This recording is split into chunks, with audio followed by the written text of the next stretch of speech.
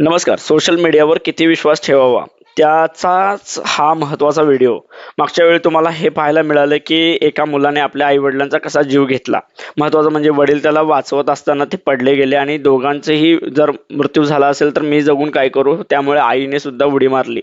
आपल्याला फक्त iPhone मुळे ही घटना घडली गेली असं सांगितलं गेलं. परंतु याचं कारण असं नाहीये.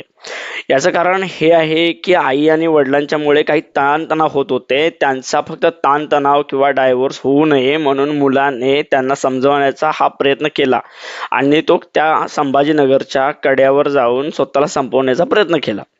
पण महत्त्वाचं म्हणजे काय, त्याला 10वी मध्ये चांगली टक्केवारी पण पडली होती, हुशार पण होता, आई-वडिलांचा पाय धुवून पिणाऱ्यातला मुलगा होता. तरीसुद्धा त्याने हे चुकीचे पाऊल उचलले, की त्याने कड्यावर जाऊन अशी घटना त्यांना कन्व्हिन्स करण्याचा प्रयत्न केला. परंतु त्याचा हा मार्ग 100% चुकीचा होता. परंतु सोशल मीडियाने जे iPhoneसाठी मुलाने आपल्या आई-वडिलांचा जीव घेतला गेला, हे जे दाखवले हे चुकीचं आहे. म्हणून सोशल मीडियावर कोणतीही घटना घडलेली असताना तुम्ही नेहमी विचार करा, की याच्या मागे नेमकं काय सत्य आहे. सत्य पडताळणी करा आणि त्यानंतरच कुणाला तरी ब्लेम करा.